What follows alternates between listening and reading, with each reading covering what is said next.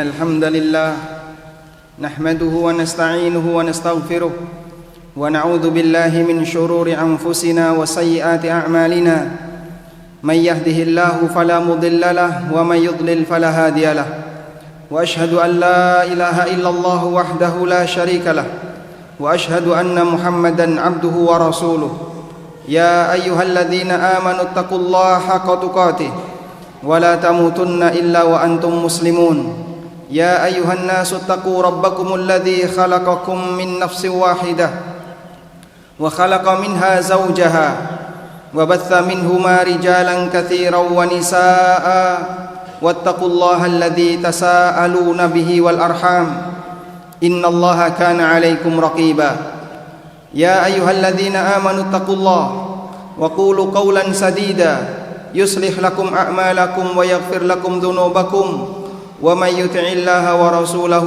فقد فاز فوزا عظيما أما بعد فإن خير الحديث كتاب الله وخير الهدى هدى نبينا محمد صلى الله عليه وسلم وشر الأمور محدثاتها فإن كل محدثات في الدين بدعة وكل بدعة ضلالة وكل ضلالة في النار. Hadirin jamaah Jumat yang dimuliakan Allah Subhanahu wa taala. Syukur alhamdulillah layak kita haturkan kehadirat Allah Azza wa Jalla, di mana Allah memberikan kita kemudahan untuk melakukan aneka aktivitas ibadah dan ketaatan kepadanya.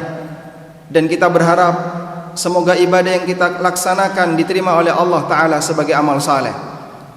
Dan juga kita bersyukur atas limpahan hidayah yang Allah berikan kepada kita, sehingga Allah kumpulkan kita bersama komunitas muslim ahlu sunnah di lingkungan ahlu sunnah. Semoga kelak Allah Subhanahu wa ta'ala kumpulkan kita kembali di tempat yang penuh dengan kenikmatan abadi. Allah Subhanahu wa ta'ala berfirman, yauma tabyaddu wujuhun wa taswaddu wujuh, pada hari di mana ada wajah yang berubah menjadi putih dan ada wajah yang berubah menjadi hitam. Tafsir yang disampaikan oleh Ibnu Umar dan Ibnu Abbas radhiyallahu anhuma, yauma tabyaddu wujuhu ahli sunnati wal jamaah wa taswaddu wujuhu ahli bid'ah wal furqah. Kelak di hari kiamat wajahnya ahlu sunnah wal jamaah akan Allah jadikan sebagai wajah yang putih. Allah kumpulkan mereka bersama dengan komunitasnya, sebagaimana ketika di dunia mereka berkumpul karena kesamaan akidah. Hadirin bahkan Allah Subhanahu wa ta'ala, Allah tegaskan di surat An-Nahl bahwa siapapun manusia yang muncul di muka bumi ini dalam kondisi dia tidak mengetahui apapun. Allah berfirman, wallahu akhrajakum min butuni ummahatikum la ta'lamuna syai'a. Allah mengeluarkan kalian dari rahim ibu kalian dalam kondisi kalian tidak mengetahui apapun. Keadaan kita, keadaan Imam An-Nawawi, Imam Asy-Syafi'i, Imam Ahmad dan para ulama yang lainnya ketika mereka dilahirkan dari rahim ibunya adalah sama.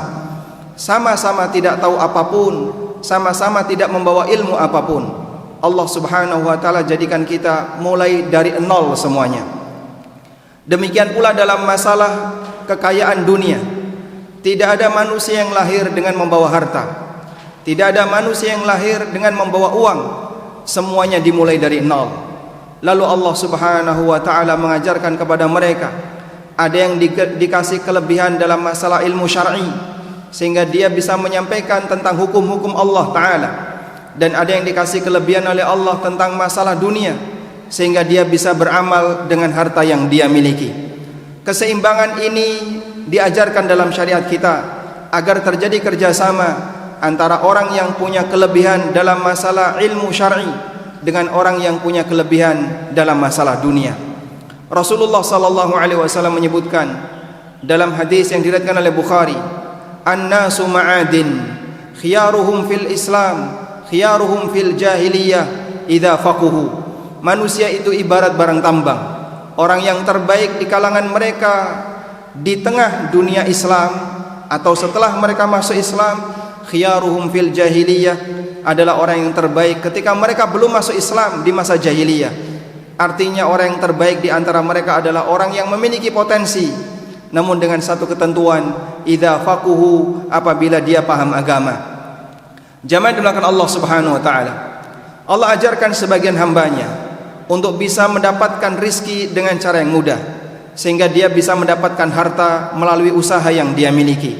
Namun apapun itu semuanya pasti akan ada batasnya. Karena ketika harta itu tidak dibatasi, potensi terjadinya pertengkaran, pertikaian antara sesama hamba akan lebih dominan. Allah Subhanahu wa taala berfirman, "Walau basatallahu rizqa li'ibadihi, walau basatallahu rizqa li'ibadihi labaghaw fil ardi walaki yunazzilu biqadarin ma yasha." Andaikan Allah Subhanahu wa taala memberikan rizki yang seluas-luasnya kepada para hambanya, sehingga apapun yang dia minta pasti akan dikabulkan. Apapun yang dia inginkan dalam masalah dunia diwujudkan oleh Allah. Maka yang terjadi labaghaw fil ardi, mereka akan saling mendolimi, bertindak melampaui batas di muka bumi. Sehingga kekayaan yang diberikan oleh Allah seluas-luasnya, Allah katakan justru itu menimbulkan potensi manusia akan semakin banyak tegang, semakin banyak bertikai, rebutan urusan dunia. Walaki yunazzilu biqadarin ma yasha, namun Allah turunkan rizki itu sesuai dengan takaran sebagaimana yang dia kehendaki. Dan kita bisa saksikan ilustrasi yang diberikan oleh Allah Ta'ala terkait bagaimana cara Allah menurunkan hujan. Allah turunkan hujan itu setahap demi setahap, sedikit demi sedikit, dalam bentuk rintik-rintik sesuai dengan apa yang dia kehendaki. Anda bisa bayangkan, andaikan hujan itu diturunkan oleh Allah layaknya air terjun, maka akan ada banyak sekali bangunan yang hancur, ada banyak sekali harta yang dimiliki oleh manusia yang rusak. Namun Allah turunkan hujan setahap demi setahap, karena itu bagian cara yang paling ideal untuk kehidupan makhluknya di muka bumi. Sehingga jamaah dimulakan Allah Subhanahu wa taala, dari sini kita perlu memahami Allah Ta'ala berikan kita kelapangan rizki, berikan kita kesempatan untuk bisa mengais rizki. Namun kita perlu sadar itu dibatasi, dan batasan itu adalah sesuatu yang terbaik bagi umat manusia. Selanjutnya bagaimana, apakah kita bisa bersyukur ataukah tidak. Demikian sebagai khutbah yang pertama, semoga bermanfaat. Aqulu qauli hadza wa astaghfirullah.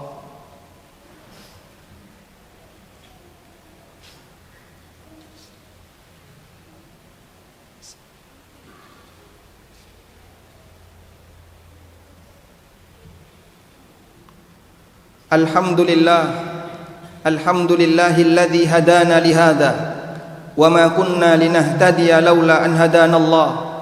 Laqad jaa rusul rabbina bil haqq wa nudu an tilkumul jannatu urithumuha bima kuntum ta'malun. Wa ashhadu an la ilaha illallah wahdahu la syarika lah, wa ashhadu anna Muhammadan abduhu wa rasuluh. Kaum muslimin, jamaah Jumat di belakang Allah Subhanahu wa taala, bagi seorang mukmin yang terpenting bukanlah banyaknya harta yang bisa dia kumpulkan, bukanlah banyaknya duit yang bisa dia dapatkan, tapi bagi seorang mukmin adalah sejauh mana harta yang dia miliki bisa memberikan manfaat bagi dirinya, keluarganya, dan lingkungannya. Karena itulah Nabi SAW menekankan agar setiap orang yang diberi oleh Allah kelapangan rizki untuk menghiasi aktivitas dia dalam mencari rizki dengan takwa, dan menghiasi aktivitas dia dalam menggunakan rizki juga dengan takwa. Sebagaimana disebutkan dalam hadis yang sahih, Rasulullah SAW bersabda, la ba'sa bil ghina liman ittaqa. Tidak masalah orang memiliki kekayaan bagi siapa yang bertakwa. Karena ketika seorang hamba dia bertakwa kepada Allah, harta yang dia miliki akan semakin mendatangkan kemanfaatan baik bagi dirinya, bagi keluarganya, maupun lingkungannya. Sehingga dia tidak hanya menjadi manusia yang hanya pintar mengumpulkan, pintar mengoleksi harta, tapi dia menjadi hamba yang berusaha untuk menggunakan hartanya maksimal bagi kehidupannya. Manusia terbaik Rasulullah SAW adalah hamba Allah yang hartanya paling efisien. Kita sebut sebagai orang yang hartanya paling efisien karena semua harta Nabi SAW termanfaatkan, tidak ada yang tersimpan. Sehingga setiap beliau memiliki harta, selalu dimanfaatkan untuk kepentingan diri beliau, keluarga beliau, dan umat manusia, sehingga beliau tidak nyimpen. Meskipun kita tidak bisa sebagaimana kondisi beliau, namun setidaknya kita berusaha bagaimana menjadi seorang mukmin ketika berinteraksi dengan harta adalah punya prinsip agar harta yang kita miliki bisa memberikan manfaat bagi kehidupan kita dan kehidupan lingkungan kita. Dan salah satu di antara cara yang ditunjukkan oleh Rasulullah SAW adalah perbanyak berteman dan berkomunitas orang-orang saleh, agar ketika harta kita nyiprat keluar, maka yang menerima adalah orang-orang saleh di sekitar kita. Sebagaimana disebutkan dalam hadis yang sahih riwayat Ahmad, Rasulullah SAW pernah bersabda, la tashab illa mu'minan wala ya'kul ta'amaka illa taqiyun. Jangan kamu memiliki teman dekat kecuali mukmin yang baik, dan jangan makan makananmu kecuali orang yang bertakwa. Apakah berarti kita dianjurkan untuk jadi orang yang pelit, sehingga saat memberikan harta hanya dipilih orang bertakwa saja? Tentu mana hadis bukan demikian.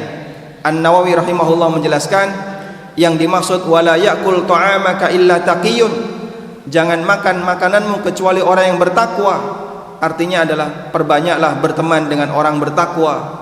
Jadikan manusia di sekelilingmu yang dekat dengan kamu adalah orang-orang saleh, karena yang nantinya akan menerima hartamu ketika kau keluarkan harta itu adalah orang-orang yang saleh, orang-orang yang bertakwa. Sehingga harta itu akan berubah wujud menjadi ibadah kepada Allah, berubah wujud menjadi hafalan Al-Quran, berubah wujud menjadi tahajud, berubah wujud menjadi kegiatan talabul ilmi, dan aneka ketaatan yang lainnya. Maka harta itu akan semakin berkah bagi umat manusia. Kita memohon kepada Allah Subhanahu wa ta'ala, semoga Allah jadikan harta kita semakin berkah, rizki yang Allah limpahkan kepada kita, rizki yang semakin memberikan manfaat bagi diri kita dan keluarga serta umat manusia, sehingga Allah Subhanahu wa ta'ala jadikan kita sebagai hambanya yang bisa mendapatkan pahala yang besar dari harta yang Allah berikan kepada kita. Allahumma salli ala Muhammad wa ala ali Muhammad kama sallaita ala Ibrahim wa ala ali Ibrahim innaka Hamidum Majid. Allahumma ighfir lil mu'minina wal mu'minat wal muslimina wal muslimat al ahya'i minhum wal amwat innaka sami'un qaribun mujibud da'awat ya qadiyal hajat. Allahumma inna nas'aluka al huda wat tuqa wal afafa wal ghina. Rabbana atina fid dunya hasanah wa fil akhirati hasanah wa qina adzabannar. Wa sallallahu ala nabiyyina Muhammadin wa ala alihi wa sahbihi wa sallam. Wa akhiru da'wana anil hamdulillahi rabbil alamin. Wa qumu ila salatikum.